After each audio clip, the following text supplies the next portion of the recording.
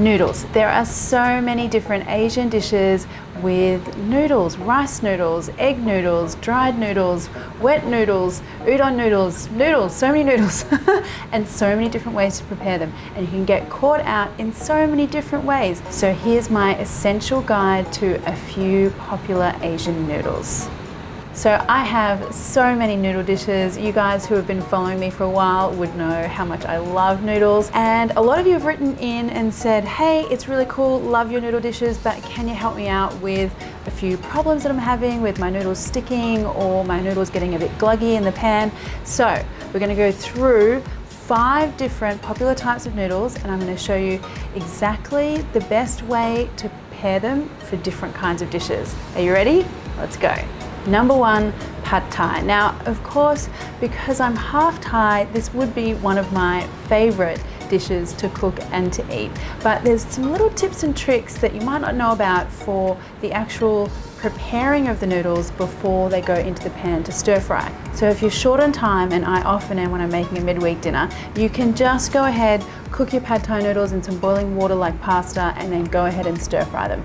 But if you've got a little extra time, there's one extra step you can take that will actually make the texture even better. So if you take your dried Pad Thai noodles, or rice stick noodles as they're also just called, and put them into a dish or a tray, cover them just with room temperature water. So leave these guys to soak for about 30 minutes, and if you're making a Pad Thai from scratch, that means you can go ahead and make your sauce, get all your ingredients ready before you go ahead and boil these noodles. Now you can see the difference. So these noodles have softened up, and I can tell that this is ready because I can actually wrap this noodle around my finger. So now these are ready to cook. So what this does is it makes the cooking time in the boiling water a lot quicker. I'm gonna go ahead and put these in, and you'll see that straight away these are starting to soften up, whereas if I'd put them in dried, they would have taken a lot longer. And that quicker cooking time in the boiling water seems to make them less sticky and less gluggy in the pan a bit later on when we go to stir fry them. And just like pasta, the only way to tell if this is done is to pull it out. Perfect. Not an ounce of stickiness, and they're just sort of al dente, sort of popping in the middle. Perfect. So I'm going to take these out. I'm going to put these onto a plate. Now, what should happen now is that you should be ready to go to stir fry. So I'm not going to bother rinsing these or draining them in a colander. Actually, some of that starchy water will actually help to thicken the sauce a little bit as well. Okay, there you go. Pad Thai noodles. You're all set to stir fry. Noodle number 2. So a couple of my very favorite Thai dishes. One is called Pad Woon Sen, and this is like a really lovely, comforting stir-fried noodle dish.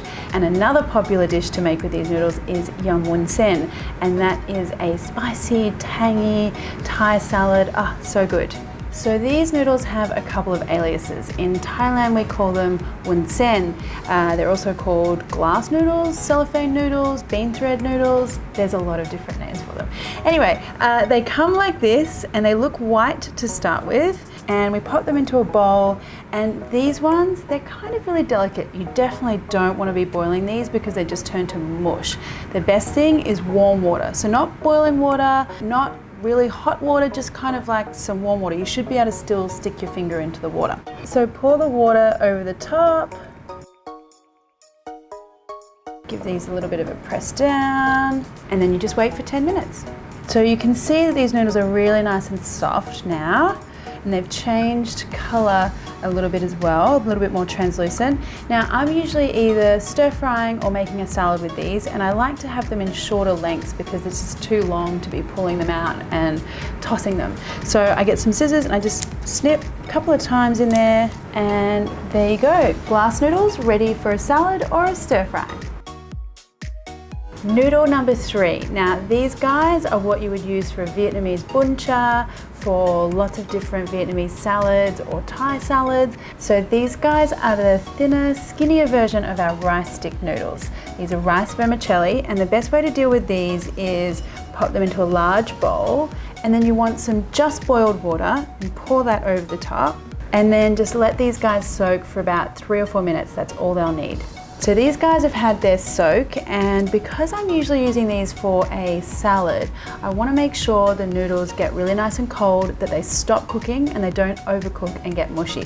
So I'm going to pull them out and get them straight into some iced water, or you can pour them into a colander and rinse them under a running tap until they're cool to the touch. We just want to stop them cooking in their tracks.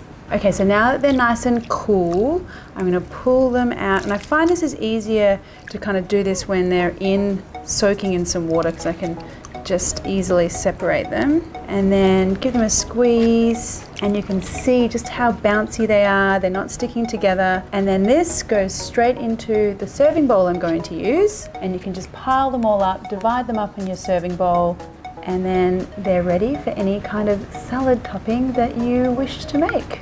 Noodles 4 and 5, udon and ramen. Now, noodle soups for me are like the ultimate comfort food, and then I'm often using these guys for stir frying as well. The reason I'm doing these two together is that they often come packaged in a very similar way. So sort of pre-cooked, vacuum sealed, and they'll either be shelf stable or they'll be in the fridge section. Either way, what you need to do is be very gentle about the way you sort of coax them apart. They're quite firm, and if you go to just start pulling these apart, they just break and disintegrate. So the best thing is to get yourself some boiling water and drop your noodle cake straight in there, and just let that guy sit for a few seconds. And now this is not the time to just walk away and leave your noodles to their own devices. This kind of pre-cooked noodle is already cooked, so this is going to take less than a minute. Once I can start to see the noodles softening, I'm going to get my tongs and just gently sort of shake them, persuade them to come apart. And this is where you need to be gentle. Keep swirling them around until they're completely separated. And as soon as that happens, you've got to get them straight out. So these are going to come out, and the way you deal with them now depends on what it is that you're cooking. So if I'm going to use these for a stir fry, I'm going to get them straight into a bowl, pour in some sesame oil, and give them a toss. Now, I'm not going to cool these down or rinse them, because I'm going to stir fry them straight away. They've got a little bit of starch on the outside of the noodle that's going to thicken up the stir fry sauce, just as long as you're planning on stir frying those right now. Don't leave them around, they'll sort of firm up. If, on the other hand, you're not going to stir fry straight away, or you're going to use these for a noodle soup, my preferred way for that kind of situation is to get these straight out into a bowl of ice cold water. And you could also just drain them and run them under some tap water as well until they're cool. The main thing is that we want to stop the cooking process so they don't overcook. And that, my friends, are some of my little tips and tricks for preparing your noodles before you go to cook them. I hope you found it useful. If you'd like to know about any other kinds of noodles, or you've got any requests, pop them in the comments below and I'll see what I can do for you.